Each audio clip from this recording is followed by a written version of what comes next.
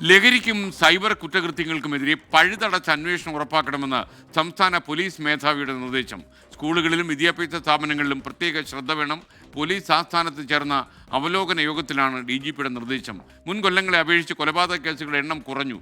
എന്നാൽ കണക്കുകൾ അങ്ങനെ പറയുന്നുവെങ്കിലും അപകടങ്ങൾ കൂടുന്നു എന്നാണ് ഞാൻ മനസ്സിലാക്കുന്നത്. അതേസമയം എനിക്ക് പോലീസ് ഡിപ്പാർട്ട്മെൻറ്റോട് പറയാനുള്ളൊരു കാര്യം, ഈ അപകടം പിടിച്ച സൈബർ കുറ്റകൃത്യങ്ങൾ ചെയ്യുന്ന ആളുകളുടെ കുറ്റകൃത്യങ്ങളെക്കുറിച്ച് നല്ല പ്രൊമോഷൻ സംഘടിപ്പിക്കണം. കാരണം ഈ കുറ്റകൃത്യങ്ങളുടെ കാര്യകാരണങ്ങൾ പ്രചരിപ്പിക്കുന്നതിലൂടെ ഇതിൽ നിന്ന് ആളുകൾക്ക് പിന്മാറാനുള്ള ഒരു അവസരം കിട്ടുമെന്നാണ് എനിക്ക് തോന്നുന്നത്.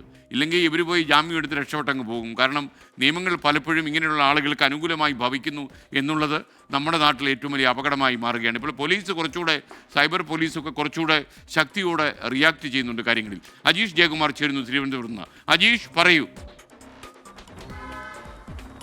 SKN പറഞ്ഞതുപോലെ തന്നെ ഈ സൈബർ തട്ടിപ്പ് അതിനെക്കുറിച്ചിട്ടുള്ള ബോധവൽക്കരണം ശക്തമാക്കാനും ഇന്ന് ചേർന്ന അവലോകന യോഗത്തിൽ തീരുമാനമുണ്ടായി. സംസ്ഥാന പോലീസ് ആസ്ഥാനത്തായിരുന്നു ഇന്ന് DGPയുടെ അധ്യക്ഷതയിൽ അവലോകന യോഗം ചേർന്നത്. കഴിഞ്ഞ വർഷത്തെ കുറ്റകൃത്യങ്ങളും അതിനെതിരെ എടുത്ത നടപടികളും ഇതിനെക്കുറിച്ചായിരുന്നു ചർച്ച ചെയ്യാൻ അവലോകന യോഗം വിളിച്ചത്.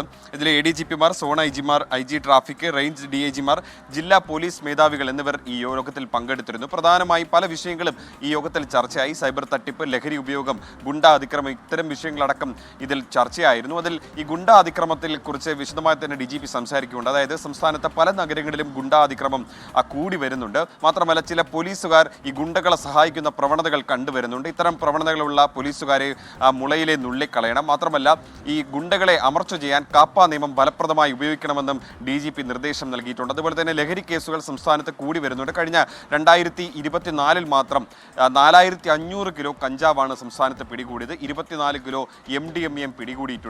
ഇത്തരത്തിൽ ഈ സ്കൂളുകളും വിദ്യാഭ്യാസ സ്ഥാപനങ്ങളും കേന്ദ്രീകരിച്ച് ലഹരി വിൽപ്പന നടത്തുന്നത് സസൂക്ഷ്മം നിരീക്ഷിക്കണമെന്നും ഇത്തരത്തിലുണ്ടാകുന്ന കേസുകൾ അത് പ്രത്യേകം ആന്റി നാർക്കോട്ടിക് സെല്ലുമായി ചേർന്ന് പ്രത്യേകം അന്വേഷിക്കണമെന്നും ജില്ലാ പോലീസ് മേധാവിമാർക്ക് നിർദ്ദേശമുണ്ട്.